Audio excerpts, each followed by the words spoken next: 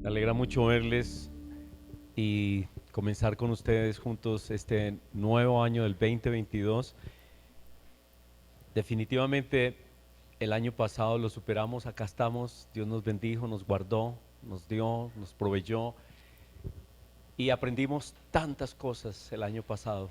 Ya hablamos del año pasado, pero ¿cómo va a ser este año? ¿Cómo va a ser este año 2022? Quisiera que hoy nos aprendiéramos esta escritura y que al final de los servicios de pronto la sepamos. No es muy complicada, es muy sencilla y hay tres palabras claves de las que hoy vamos a hablar. Está en Romanos 12:12, Romanos 12:12 y dice, gozosos en la esperanza, sufridos en la tribulación, constantes en la oración. Y yo resalté tres palabras, aunque todas son importantes de ese versículo, pero resalté gozosos, sufridos y constantes. Gozosos, sufridos y constantes. Gozosos en la esperanza. Yo no sé si ustedes han visto de pronto informes de cómo va a ser este año. ¿Alguien ha entrado en Google o en YouTube y ha oído cómo va a ser este año? ¿Y qué han oído? ¿Cómo va a ser este año? ¿Algo? Maritza, igual. Muy bien. Pues lo que se está diciendo es lo que todos ya sabemos, pero pensémoslo un poquito. Y es que, pues, esta pandemia ya no es pandemia, es una endemia. ¿Qué quiere decir? ¿Cuál es la diferencia entre una pandemia y una endemia? La pandemia es algo que puede pasar, puede venir pero eventualmente se puede vencer y se va. Pero una endemia, ¿qué es? Es algo que llegó para quedarse. Y entonces parece que este COVID llegó y se va a quedar. ¿Qué significa eso? Significa que vamos a seguir con el tema de las vacunas, que vamos a seguir con el tema de las tapabocas, de bañarnos las manos, que se descubrió que no es más realmente lo que tenemos que hacer, afortunadamente, y es nuestro tapabocas y las manos limpias. Pero tiene otras consecuencias y es que este COVID está desarrollando una cantidad de hijitos que se llaman las variantes, mutaciones, ¿cómo más se llaman? Y que una de esas es la Omicron, ¿cierto? Que resultó fácil el nombre y no lo podemos aprender, el Omicron.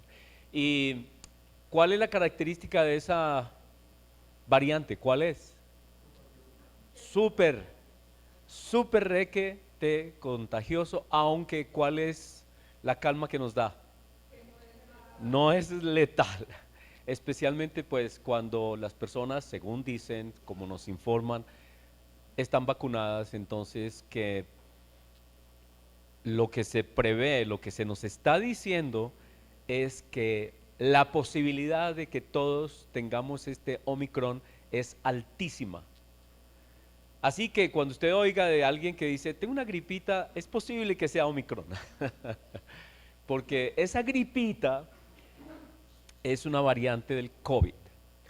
Entonces vamos a tener esta enfermedad que es endémica, que quiere decir que todos los años vamos a tener que estarnos vacunando igual que lo hacemos como con la influenza y otras cosas, ¿no? Que ya son, que se vinieron y ya no se van y que hay que estar vacunando a los niños desde pequeños. Bueno, no se va a ir. Y la otra cosa es que las vacunas hemos oído que duran cuánto tiempo efectivas, como unos 6 meses, ¿cierto? Así que además de todo, nosotros estábamos acostumbrados a vacunarnos una vez al año para la influenza y con esta COVID va a ser cada 6 meses y nos toca el chuzón. Yo soy alérgico a las agujas. ¿Alguien es alérgico a las agujas? Yo veo una aguja y yo miro para otra parte. Allá hay también otros que son alérgicos a las agujas. Y bueno, ya he ido aprendiendo, he ido acostumbrándome y tomo aire, tome aire. No duele nada, pero es que uno, yo no sé qué pasa, como que siente que no le gusta a uno.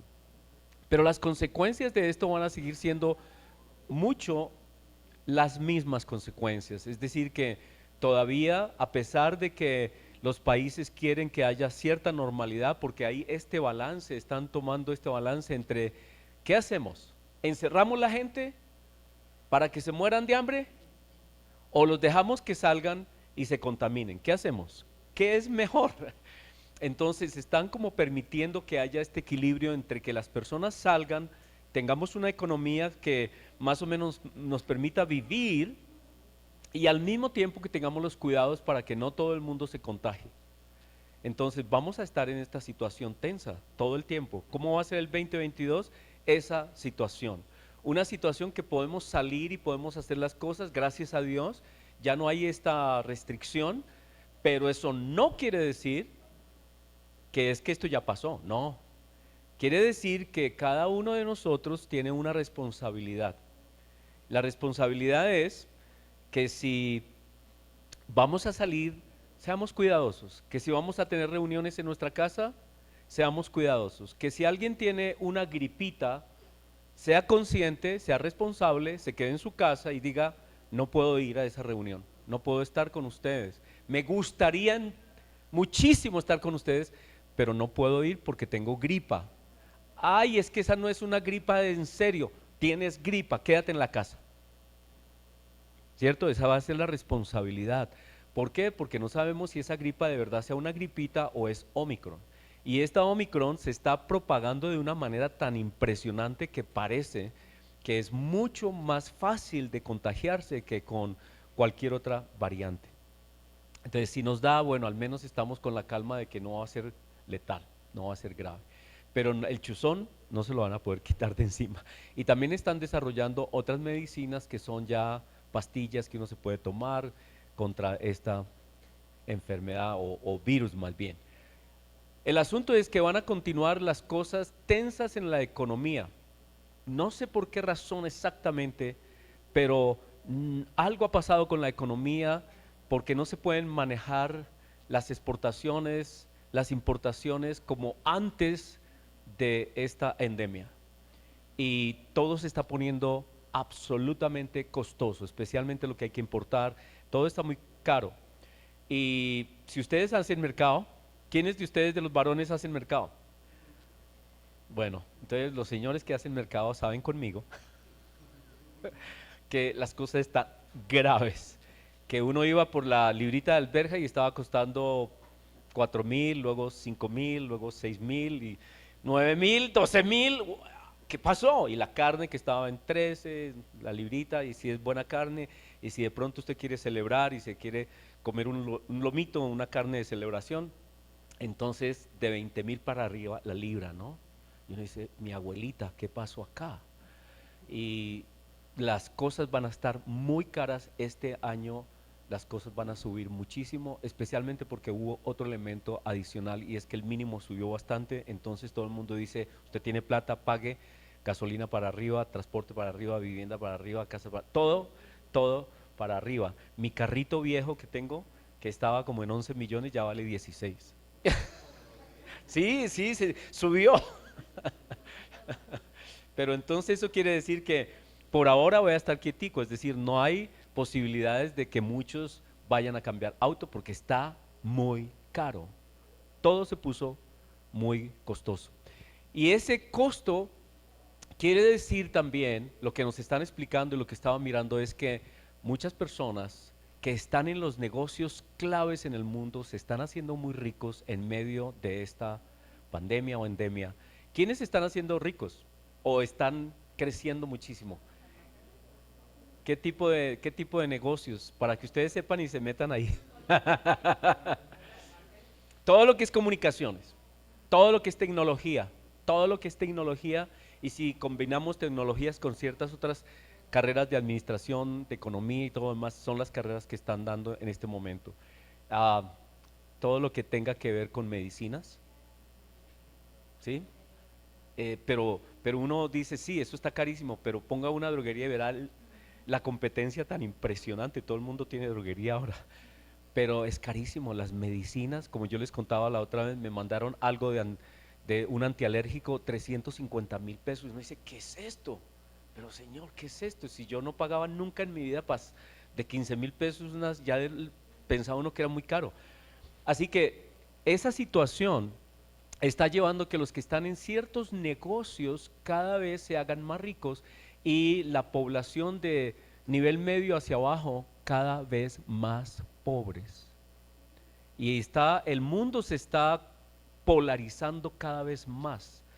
Hay ricos como Elon Musk, Bill Gates y Zuckerberg, el de Facebook, y, y gente que están en ciertos negocios que se van a hacer cada vez más ricos. Los bancos nunca pierden, ¿cierto? ¿Los bancos pierden? No, ellos no pierden, a no ser que sean absolutamente corruptos, algo grave pase, pero en general siempre están bien. Entonces ellos van a estar ganando. Pero la gran mayoría de la gente va a estar muy apretada este año. Igual. Y las enfermedades, lo que están diciendo también es que las enfermedades mentales que han surgido en medio de la pandemia van a continuar y se van a hacer más difíciles. ¿Por qué?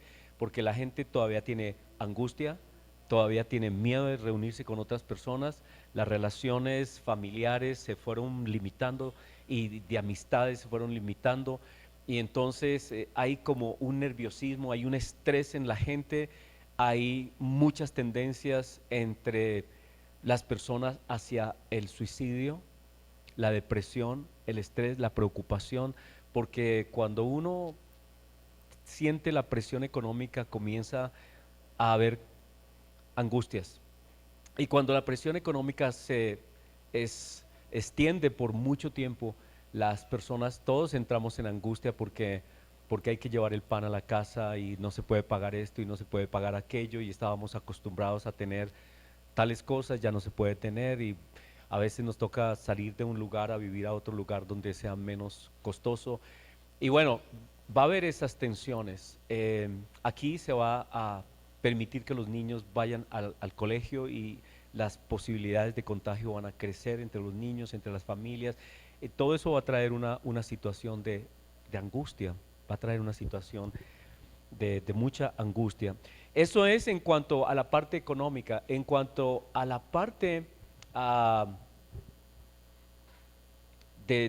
mental, también estaban diciendo que va a crecer, va a continuar creciendo el consumo de drogas. La gente angustiada, muchas personas están excediéndose en el consumo de alcohol y de drogas. Y he estado viendo, seguramente ustedes también, informes de cómo ha crecido el número de adictos en Estados Unidos. Por ejemplo, pasan imágenes de muchísima gente en las calles adictas, adictas. Es el mal de nuestro tiempo. Mucha gente dependiendo de las drogas. Y esos negocios creciendo porque el negocio de la pornografía es un negocio que ha crecido a unos niveles que ustedes no se imaginan, con canales dedicados exclusivamente a ese tema. Bueno, todo ese negocio está creciendo. La trata de personas, drogas, todo esto está creciendo. Las cosas malas están creciendo. Así que ese es el mundo en el que estamos viviendo. La inseguridad va a seguir porque la pobreza hace que mucha gente recurra al atraco, al robo. Y aquí sabemos de nuestro sector aquí en Galerías, que es un sector altamente peligroso por las discotecas que ahora les alargaron la noche de rumba, ya antes era hasta la 1, 2, ahora lo están alargando hasta las 5 de la mañana. ¿Qué quiere decir? Que hay mucha gente en la calle de rumba y hay mucho ladrón, hay mucha escopolamina, hay mucho robo, hurto y lo que desató un poco de investigar qué es lo que está pasando aquí en el sector fue el asesinato de esta periodista de la ONU que muy joven salió de una de las discotecas de por acá y le dieron un tiro simplemente porque llevaba un buen celular. ¡Pum! La mataron por un celular. Así que comenzaron a investigar, están mirando todas las cámaras que hay por acá en el sector, se dieron cuenta que hay como 5 organizaciones directivas en este sector que tienen bodegas por acá donde llevan a los secuestrados de secuestros express. ¿Saben dónde comenzó eso de los secuestros express? Yo me acuerdo mucho, comenzó en México. Y ahora, ¿qué lo están haciendo? ¿Qué quiere decir? Lo cogen a uno, lo meten en algún lugar y dice, nos da 5 millones de pesos, si usted no nos los da en el lapso de tal tiempo, le quitamos un dedo. Imagínense lo que está pasando. Aquí en galerías, afortunadamente digo yo, de noche parece, ¿no? De día también, pero no tanto. Ese es el mundo en el que estamos, el mundo que estamos viviendo, y eso produce angustia y produce como que qué miedo salir, qué miedo hacer esto, qué miedo hacer aquello, y podemos llenarnos de miedo, pero por eso quería que nos aprendiéramos esta escritura, y vamos a ir hablando de esta escritura. Dice, gozosos en la esperanza, sufridos en la tribulación, constantes en la oración. ¿Ya casi nos aprendemos? Yo sé que ustedes tienen mejor memoria que yo sé que los niños ya se la saben. Ah, pero además de todo, no sé si ustedes vieron una película que se llama No mires para arriba en Netflix, ¿la vieron? Y que es como una sátira y al mismo tiempo una realidad de lo que al menos algunos perciben que está pasando en Estados Unidos con respecto a qué hacer si hubiera el peligro de un asteroide acercándose a la Tierra. Pues esa noticia no es tan alejada de la realidad. Parece que para junio, julio, por ahí en agosto, va a venir un asteroide que se llama Dídamos. Ya lo vieron, ya lo vieron. Y va a pasar muy cerca de la Tierra. Parece que al menos es muy cerca, no viene directo hacia la Tierra. Pero están desarrollando tecnologías de cómo atacar un asteroide antes de que nos impacte. Así que todas esas noticias, además de todo lo que oímos de guerras, de que China, de que Rusia, de lo que siempre oímos, ¿no? Va a ser un año con un poco de angustias. Pero ¿qué nos dice este versículo? Dice, gozosos en la esperanza. ¿Cómo debemos vivir nosotros, no? ¿Cómo debemos vivir nosotros? Y ahora quiero contarles algo como muy, muy personal. Y después de ayer, de las honras fúnebres de mi suegro, salimos hacia mi casa, a un grupo de la familia, y tuvimos un tiempo agradable juntos. Y vimos una película y comimos algo y estuvimos, y yo vi esta paz y yo decía, Señor, te doy gracias porque hay paz y ahí hay calma y hay el sentido del deber cumplido, de que se cumplió con respecto a un padre. Y ver esa alegría y ese gozo y esa confianza anima, porque no hay una tristeza profunda que lleve al desespero, sino que hay tristeza, pero hay planes, hay deseos, hay anhelos, hay sueños por realizar, hay futuro. Y digo yo que por eso tal vez me inspiré en el tema del sermón hoy, porque en medio de toda circunstancia necesitamos ser gozosos y vivir con la esperanza en la que hemos creído. Y por eso dice, gozosos en la esperanza. ¿Cuál es nuestra esperanza? Entonces, ¿qué esperanza tenemos? ¿Cuál es nuestra esperanza? Que sí, hay una vida que trasciende todas estas situaciones. Y hay una esperanza, hay unos cielos nuevos, tierra nueva, un Señor que viene, algo que Él va a hacer con todos nosotros, que superará todo dolor, toda lágrima, todo sufrimiento, todo llanto, y nosotros vivimos con esa esperanza. Es decir, no vivimos desesperados en medio de lo que suceda. Y sabe que esto tiene unas implicaciones enormes, porque las personas que se dejan llevar por el estrés y por la angustia, aún su manera de pensar se afecta, no pueden pensar bien. Cuando uno está gozoso y uno está tranquilo y uno está calmado, uno puede pensar bien y uno puede hacer las cosas bien. No hay nada más terrible en algún momento de decisiones que uno estar estresado y que uno no puede pensar bien, no contesta uno bien, no hace un examen bien, todo le sale al revés, se le caen las cosas, se le rompe esto, hace cosas que no son, está nervioso y por estar nervioso no funciona bien. El estrés es terrible. Por eso me gusta tanto esa primera declaración, gozosos en la esperanza. Así que el primer tema como debemos afrontar este año 2022 es con gozo. En medio de toda noticia que uno pueda recibir, en medio de todo lo que uno pueda oír, nosotros necesitamos recordar esta escritura, Romanos 12:12.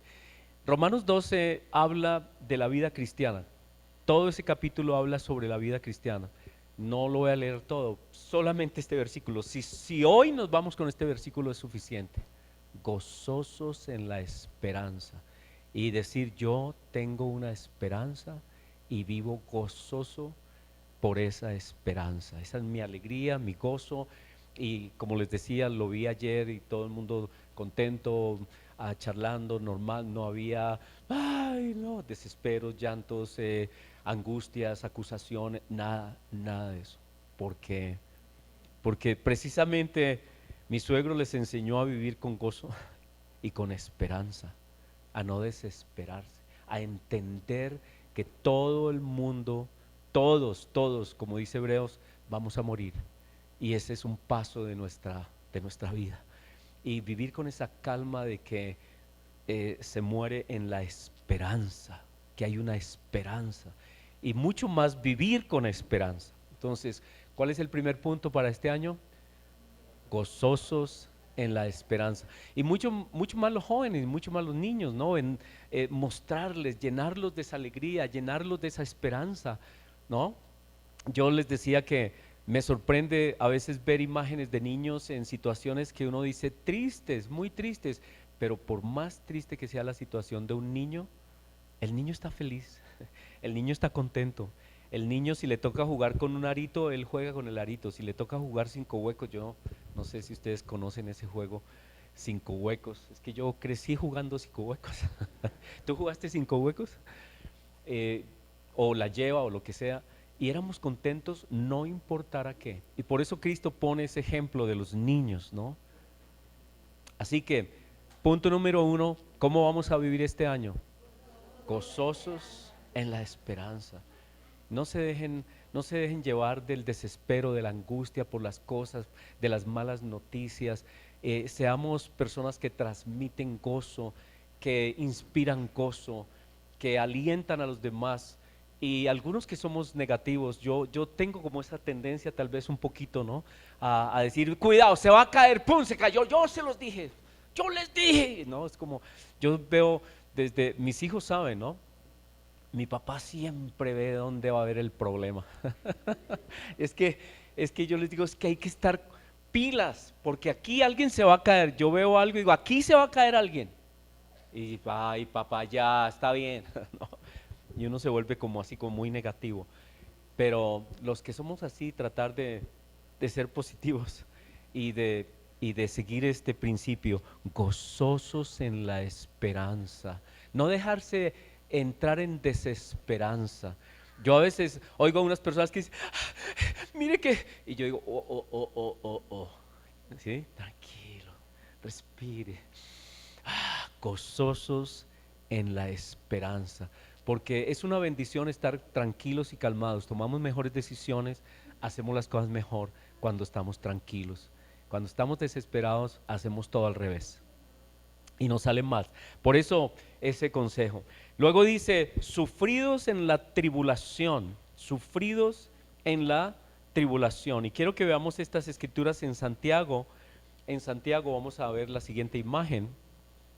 Santiago 1:2 dice así, hermanos míos, tened por sumo gozo cuando os halléis en diversas pruebas. Y uno dice, a ver, ¿cómo que me gozo? Cuando ustedes tienen un dolor de muela, ¿se gozan mucho? Ay, no, no me digas. ¿A quién no le ha ¿A quién no le ha dolido alguna muela? Bueno, algún sardino por ahí que las tenga todas completicas, gracias a Dios, los bendecimos. Pero nosotros los que crecimos con muelas de ahuepanela, nos dolieron todas las muelas. Entonces, y que nos digan que gozosos en diversas pruebas es como una contradicción.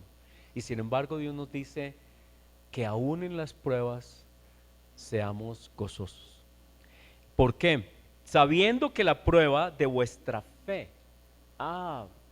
O sea que hay algo, hay un propósito, sabiendo que la prueba de vuestra fe produce paciencia. Así que las pruebas tienen objetivos muy claros. Dios está haciendo algo con nosotros. Entonces, ver a Dios en nuestras pruebas. ¿Qué está haciendo Dios en mí? ¿Qué está perfeccionando Él en mí? ¿Qué está enseñándome? Verlo desde ese punto de vista. Yo les cuento de este señor que admiramos mucho. Él se llamaba Don Rafita. Era una persona ya de buena edad. Él murió de 93 años. Pero cuando tenía unos 92 era todavía ágil, o tal vez unos 91, todavía 91 años. Nos reuníamos en la iglesia, nos reuníamos en ese tiempo en un hotel y, y un día se cayó. Él se nos cayó y se pegó durísimo en la cabeza. Pero él había sufrido antes de eso algo y no podía como hablar muy bien. Había sufrido como un mini de esos derrames y no podía como hablar muy bien, su boquita estaba un poquito torcida. Y me acuerdo muy bien de lo que él dijo porque es el colmo de ser positivo. Cuando se cayó y se pegó semejante golpe, se nos cayó. Y nosotros, pues todos los muchachos siempre estábamos pilas de que nuestros adultos no se nos vayan a caer. Y él se nos cayó y se dio un golpe tenaz. Y se levantó y dijo, de pronto este es el golpecito que yo necesitaba, a ver si se me arregla esta boca. Increíble, ¿no? Súper positivo. Pero a veces uno le pasan cosas y comienzas a protestar. Y entonces dice, sabiendo que la prueba de vuestra fe produce paciencia. Mas tenga la paciencia su obra completa para que seáis perfectos y cabales sin que os falte cosa alguna. Así que siempre preguntemos, ¿qué está haciendo Dios en mi vida, en esta prueba? ¿Cómo Dios está trabajando en mi fe? Dice en Pedro que nosotros somos guardados en el poder de Dios mediante la fe para alcanzar la salvación que está preparada para ser manifestada en el tiempo postrero, en lo cual vosotros os alegráis, aunque ahora por un poco de tiempo, si es necesario, tengáis que ser afligidos en diversas pruebas. ¿Para qué? ¿Para qué son las pruebas? ¿Por qué son las pruebas? Dice acá, para que sometida a prueba vuestra fe, mucho más preciosa que el oro, el cual aunque perecedero se prueba con fuego, sea hallada en alabanza, gloria y honra. Entonces Dios está haciendo en las pruebas algo en nuestra fe que produce alabanza, gloria y honra. No lo vemos cuando estamos en la prueba quién está pensando en algo bueno, pero Dios está haciendo algo en nosotros. Y nosotros siempre tenemos que decirle así como don Rafita, tal vez este golpe era para que me arreglara esta boca que la tenía torcida. O eso es en extremo, ¿no? Pero ¿qué está haciendo Dios en mi vida, en medio de mis pruebas? Y luego dice, y honra cuando sea manifestado Jesucristo, a quien amáis sin haberle visto, en quien creyendo, aunque ahora no lo veáis, os alegráis con gozo inefable y glorioso. Y nos dice que sí es complicado porque no vemos a Cristo, no lo vemos y no sentimos que Él esté allí a veces, no lo podemos ver con nuestros ojos. Y Pedro se da cuenta de la dificultad para el cristiano que no ve a Jesús, pero ahí es donde habla de la fe. Así que Dios está haciendo algo en medio de nuestras tribulaciones y nos está edificando, y eso es la perspectiva como debemos ver las cosas. Entonces el segundo punto de esa escritura dice que sufridos en nuestras tribulaciones, sabiendo esto, que Dios está perfeccionándonos de alguna manera que no alcanzamos a ver cómo. Así que ¿cómo vamos a vivir el 2022? Cuando vengan las dificultades, las pruebas. Yo no sé si ustedes tengan pruebas, al menos yo creo que tengo que recordarlo cuando vengan pero el asunto es que Dios me ayude a ver que toda dificultad es la mano de Dios formando mi vida. y verlo así, verlo así. No, no, no verlo como algunos lo ven, que no, me cayó la roya. No, quién sabe qué hice y Dios está airado conmigo. Dios me va a maltratar porque yo, o acusaciones, ¿no? De otras personas. Usted quién sabe en qué pecado anda y por eso está sufriendo. Y esa era la acusación de los amigos ¿de quién? De Job, porque estaba sufriendo, ¿no? Y entonces el pobre Job ahí en su sufrimiento y rascándose y todo dolorido y todo lo demás, y los otros amigos con el dedo así. Eso le pasa, confiese su pecado, hermano. Lo que pasa es que usted está bajo maldición y quién sabe qué anda haciendo por allá y no ha confesado y va a seguir sufriendo. Mire, si pensamos de esa manera, vamos a pasar muy mal año, muy mal año, porque las escrituras nos dicen que a los que amamos a Dios, ¿ama usted a Dios? Si usted lo odia ya es otra cosa, ¿no? Ya estamos hablando de otra cosa. Pero si usted ama a Dios, ¿qué dice la escritura? Entonces, no vea que Dios se está como que vengando de usted. No vea que Dios está despescuestripándolo por alguna cosa. No, vea que Dios está formando su fe y formando a Cristo en nosotros. ¿Cómo fue formado Cristo? Dice, en medio de su sufrimiento. Si el sufrimiento fuera para los malos, Cristo qué, entonces a ver cómo, pero el Señor Jesucristo sufrió la cruz, sí, por nosotros, pero Él era santo, tenía que pasar por estas angustias. Bueno, el asunto es que en el caso también de, de Job, Dios dijo que él era un hombre recto, pero ¿qué estaba haciendo Dios con Job? Le estaba enseñando la inmensidad de la grandeza de Dios. Job creía en un Dios así de pequeño y Dios era tan alto como este lugar, o un edificio de 500 pisos, digámoslo así, para ser exagerado. Y él tenía una idea pequeña de Dios. Eso era lo que Dios estaba haciendo con él. Así que Dios está trabajando con nosotros en nuestras tribulaciones. No enfoquemos las cosas a no ser que usted sepa que cometió un error. Ahí sí, hermano, ¿cierto? Ahí sí. Pero si usted está amando a Dios, andando en los caminos de Él y viene el sufrimiento, siempre diga, Señor, ¿qué estás haciendo en mi vida? ¿Cómo me estás trabajando? ¿Qué estás perfeccionando en mí?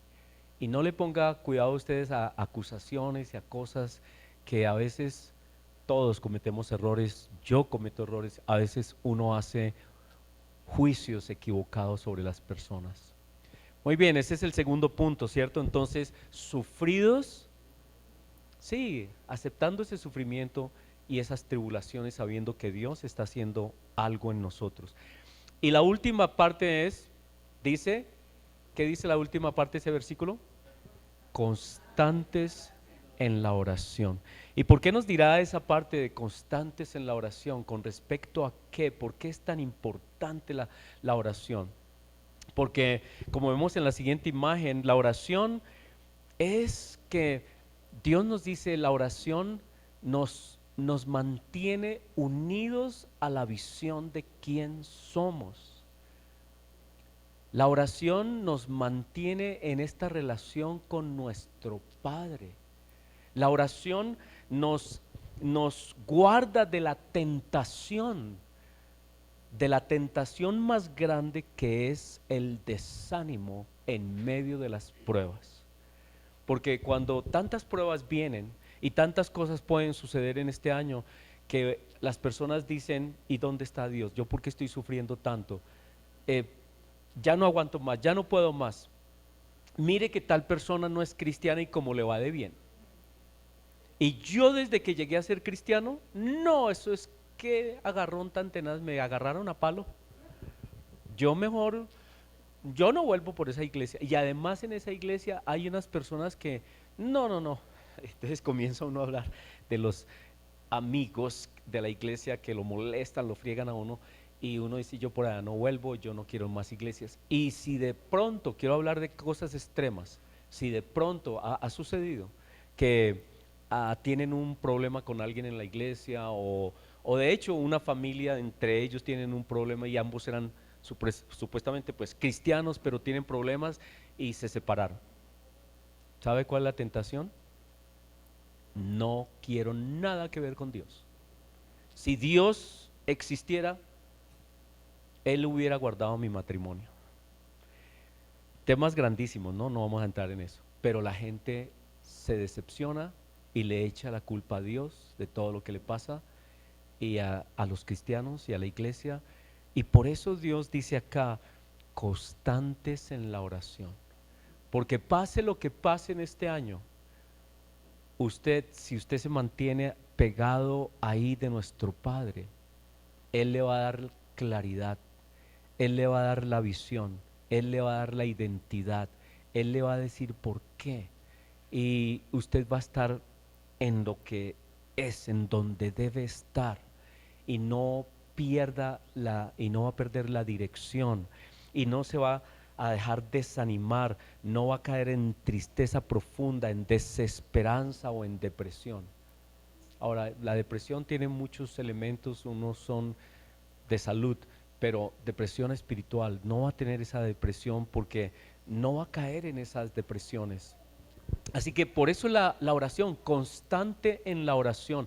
Constante en la oración es que cuando el Señor Jesucristo fue traicionado por Judas, nos dejó dicho algo que pueden pasar cosas, las personas más lindas, más queridas, las personas más cercanas, las personas que dijeron que eran nuestros amigos, nos pueden hacer cosas que uno dice, increíble lo que me hizo tal persona.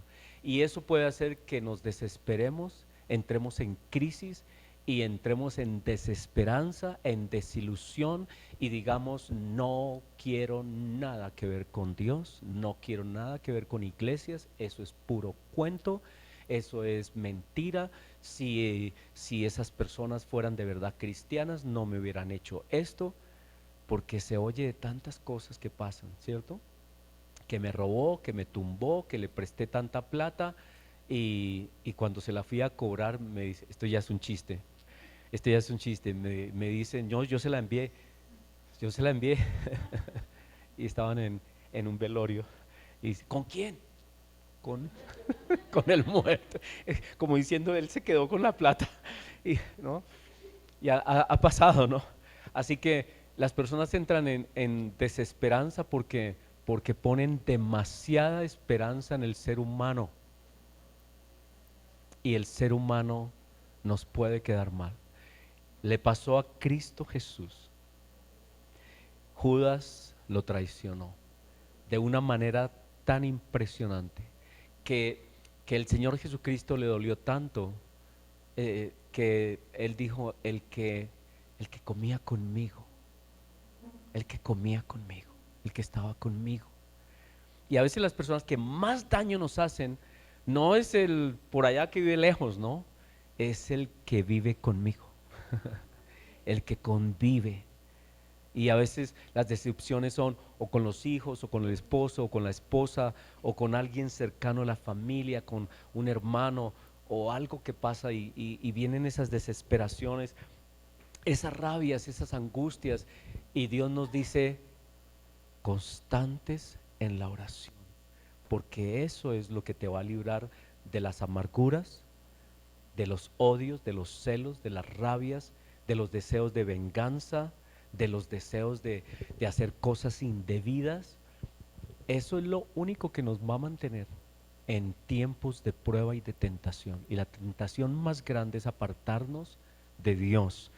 Hebreos 12:2 dice, puesto los ojos en Jesús, el autor y consumador de la fe, el cual por el gozo puesto delante de él sufrió la cruz, menospreciando el oprobio, y se sentó a la diestra del trono de Dios.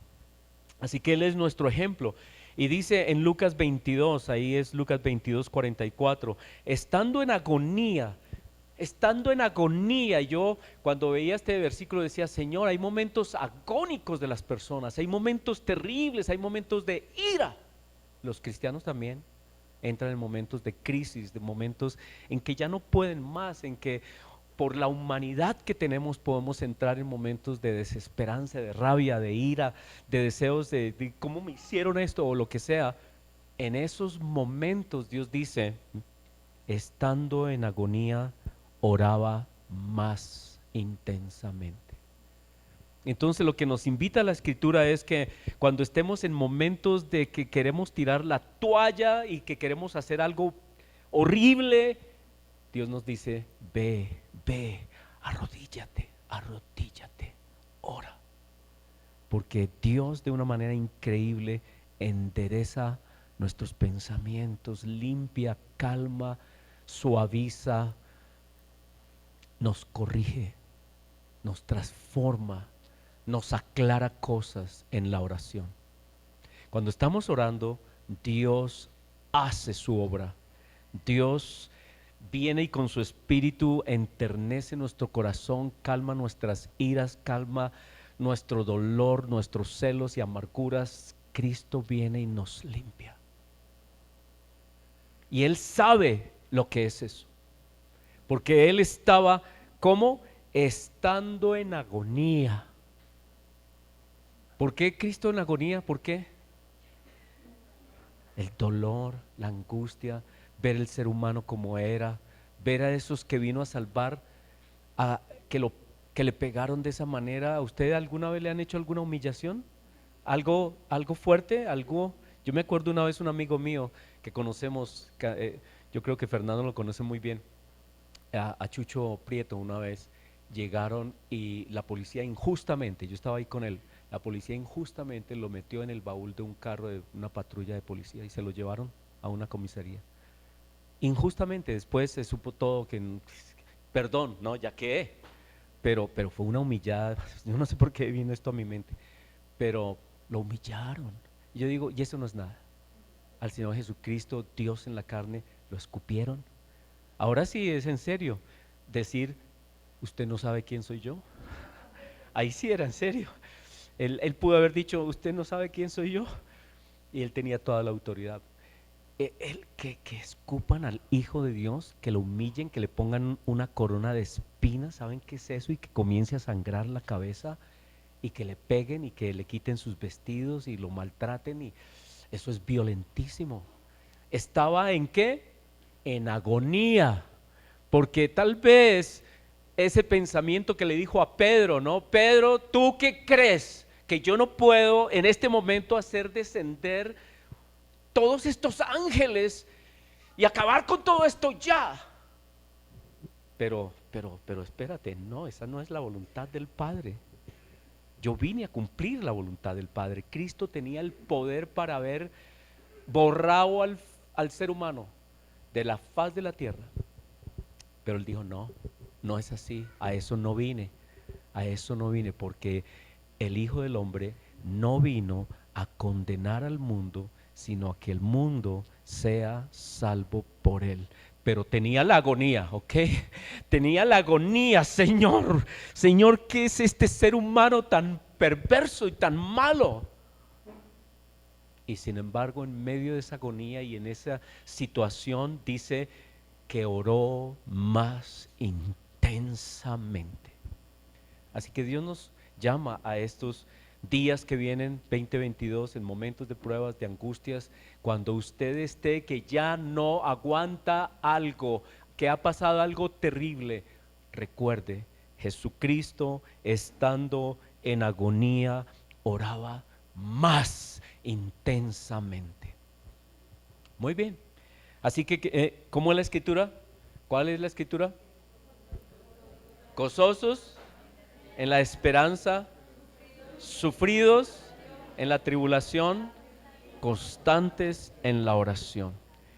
Les deseo, hermanos, que este año sea así, que nos mantengamos así, gozosos en una esperanza que tenemos, sufridos en las tribulaciones que pueden haber en este año, pero tranquilos sabiendo quiénes somos Y cuando vengan momentos de altísima prueba y estrés y circunstancias de agonía, que nos doblemos en nuestras rodillas y clamemos a nuestro Padre que nos dé claridad, que nos ayude a comprender quiénes somos, nos recuerde quiénes somos, hacia dónde vamos y que no perdamos la visión.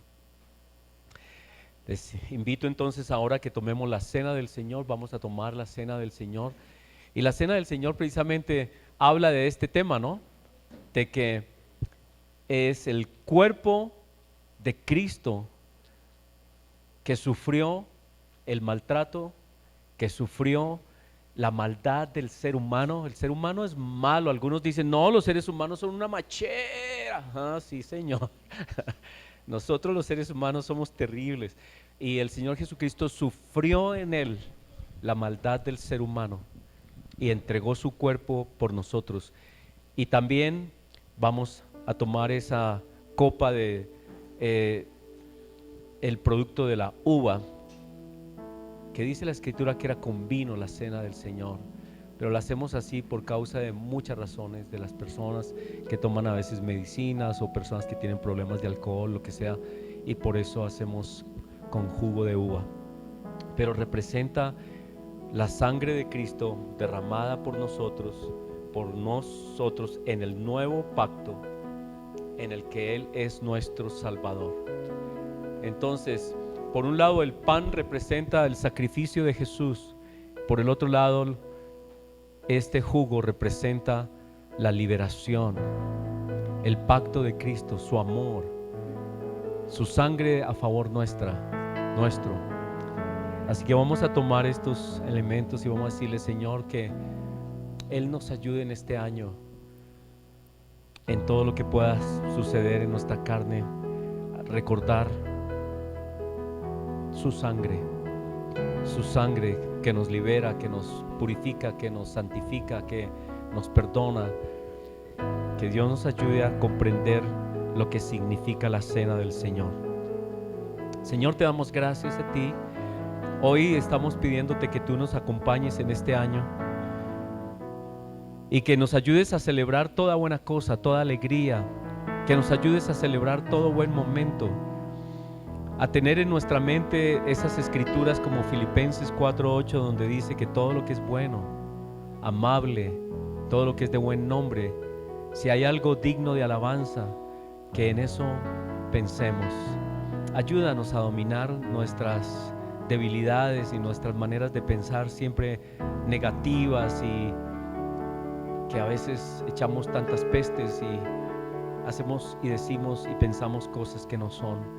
Ayúdanos, Señor, a tener este año ese gozo en la esperanza que tú nos has dado y en esa calma en medio de todo sufrimiento, y constantes en la oración, constantes, porque lo único que nos mantiene claros en la visión que tú nos has dado.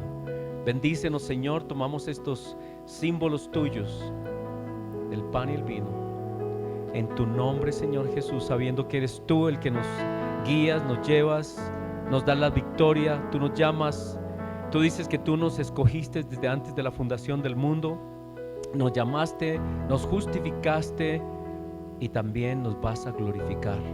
Eso es lo que dice en Romanos. Así que en ese contexto tomamos estos símbolos, Señor, y te damos gracias, porque en ellos tú nos recuerdas tu sacrificio y tu liberación, tu sacrificio y tu victoria. Damos gracias, Señor. Los tomamos en tu nombre. Amén. Amén.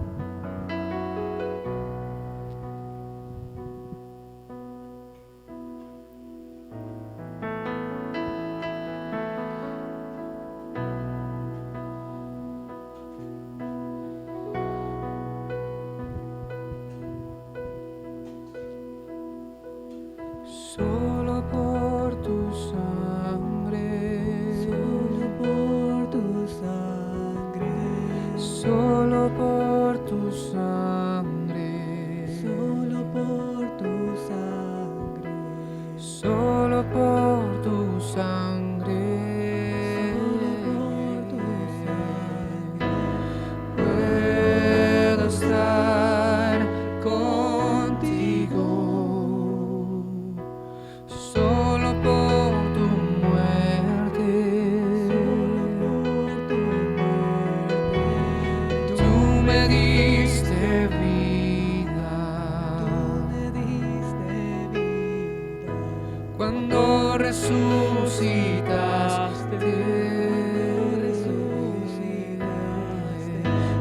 victoria también fue mía.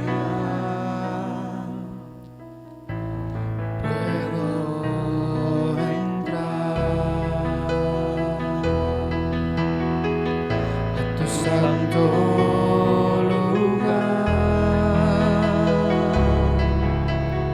Todos mis pecados clavaste en la cruz por siempre,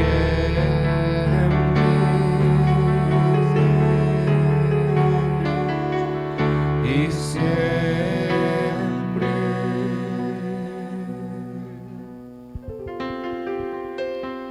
Solo por tu sangre,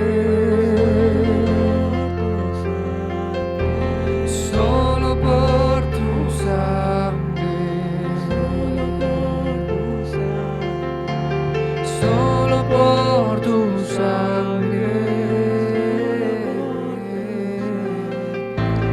puedo estar contigo. Solo por tu muerte, tú me diste vida, cuando resucitaste,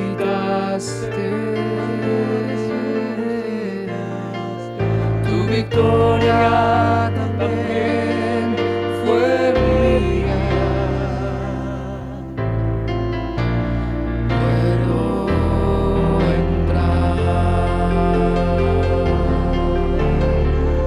a tu santo lugar.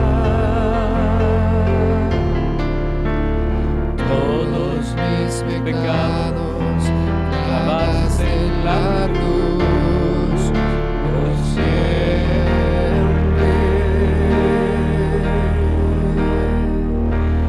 y siempre.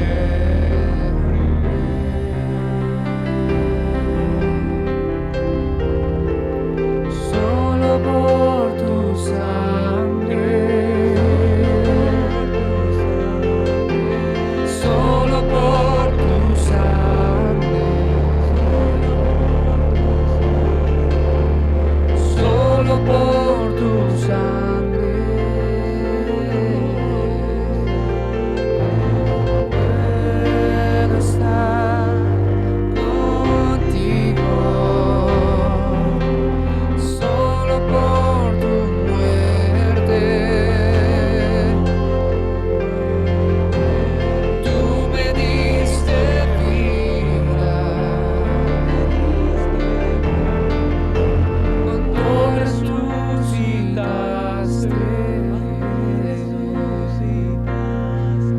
tu victoria también fue mía.